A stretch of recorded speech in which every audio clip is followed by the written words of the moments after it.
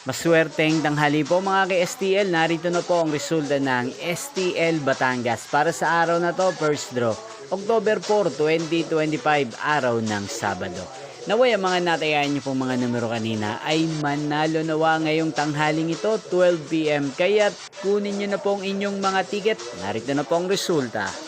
Ang mga numerong nanalo sa STL Batangas ngayong tanghaling ito, October 4, 2025. 12 PM, first draw result 32 at 19.